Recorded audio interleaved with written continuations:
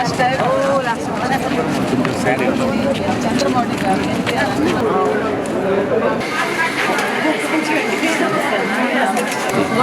కోడలు ధైర్యం ఉండండి. ఇంకా 1 మంత్ కోర్సు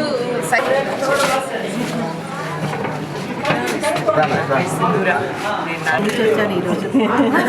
ఓటు అత్యధిక మెజారిటీతో 1,00,000 ఓట్లతో మా అన్న గెలవాలి.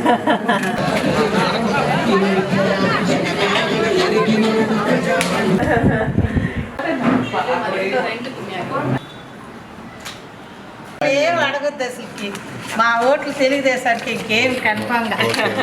తప్పకుండా సైకిల్ గుర్తమ్మా. Okay, thank you. Thank you. అన్నగారు అత్యధిక మెజారిటీ.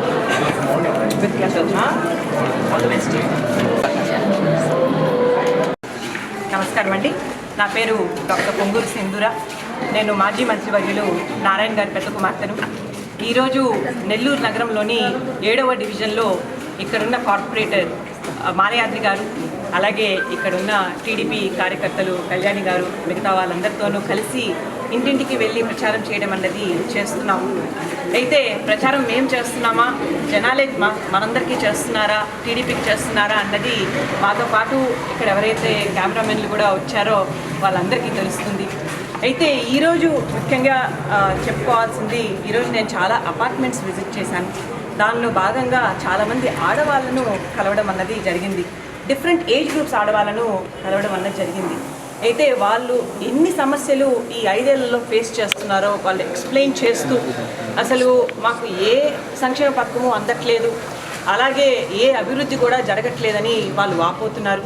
సో వాళ్ళందరికీ భరోసా ఇవ్వడానికి ఈరోజు టీడీపీ ప్రభుత్వం ఏవైతే మేనిఫెస్టోలో అనౌన్స్ చేసిందో పథకాలని, వాటిని కొంచెం వివరంగా చెప్పాలని అనుకుంటున్నాను. మొదటిగా చెప్పాల్సింది, ప్రతి ఆడవాళ్లకు వాళ్ళకన్నా ఇంపార్టెంట్ వాళ్ళ పిల్లలు. అది మనందరికీ తెలుసు. సో ఏ ఇంట్లో అయితే ఎంతమంది అయితే పిల్లలు ఉంటారో అంతమందికి 15,000 చొప్పున మనము టీడీపీ ప్రభుత్వం ద్వారా వాళ్ళ చదువు కోసమని అలాట్ చేస్తామని చంద్రబాబు నాయుడు గారు వాగ్దానం చేశారు. అది డెఫినెట్గా నెరవేరుస్తారు అనేసి నేను మీ అందరి ముందు చెప్తున్నాను. అలాగే ఆడబిడ్డ నిధి అనే ప్రోగ్రాం ద్వారా వారికి ప్రతి ఒక్క ఆడవారికి 18 ఇయర్స్ నుంచి 60 ఇయర్స్ వరకు ఉన్న ఆడవారికి 1,500 rupees per month, 1,500 per month ఇస్తాము అనేసి కూడా ప్రామిస్ చేస్తున్నారు. అయితే మీ అందరికీ తెలుసు, వైఎస్ఆర్సీపీ మేనిఫెస్టో కూడా రిలీజ్ అయింది. దానిలో ఆ మేనిఫెస్టోలో మాత్రం ఓన్లీ 45 ఇయర్స్ నుంచి 60 ఇయర్స్కు ఉన్న ఆడవాళ్ళకు మాత్రమే ఇలాంటి నిధి అందిస్తాము అనేసి వాళ్ళు చెప్తున్నారు. అది వాళ్ళకి మనకి డిఫరెన్స్.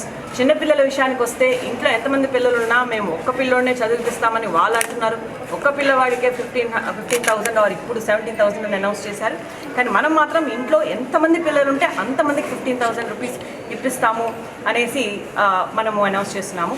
అలాగే ఇందాక నేను చెప్పినట్టు 18 ఇయర్స్ నుంచి 60 ఇయర్స్కి ఉన్న ఆడవాళ్ళకి పర్ మంత్ 1,500 రూపీస్ వాళ్ళకి ఆర్థిక సాయం చేస్తామని చెప్పుకున్నాము.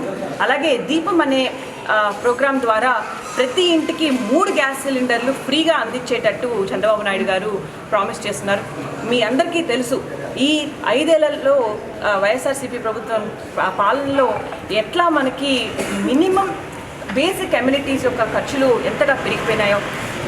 ఆ ఖర్చుల పెరిగిపోవడం వల్ల చివరికి గ్యాస్ సిలిండర్లు కూడా దాని కాస్ట్ కూడా డబుల్ అయిపోయింది.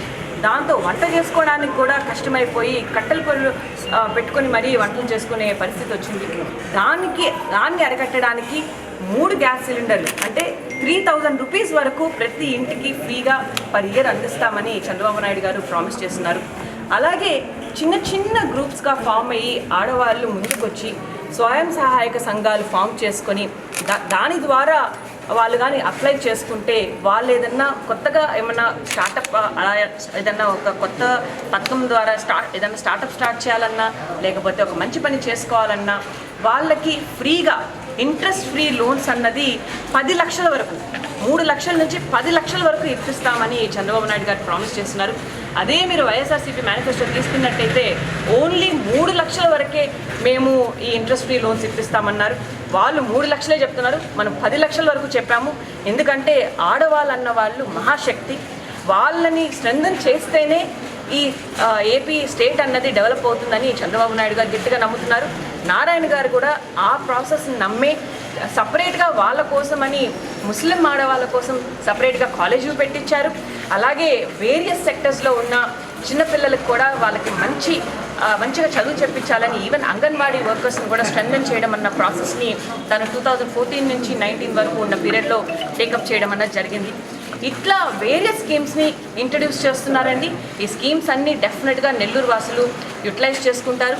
నారాయణ గారు అలాగే వేమిరెడ్డి ప్రభాకర్ రెడ్డి గారు వాళ్ళు సెంట్రల్ నుంచి స్టేట్ నుంచి నిధుల్ని తీసుకొచ్చి నెల్లూరుని ఒక ఐడియల్ సిటీగా, ఒక మోడల్ సిటీగా కంట్రీలోనే నిలబెడతారని నేను మీ అందరికీ ప్రామిస్ చేస్తున్నాను.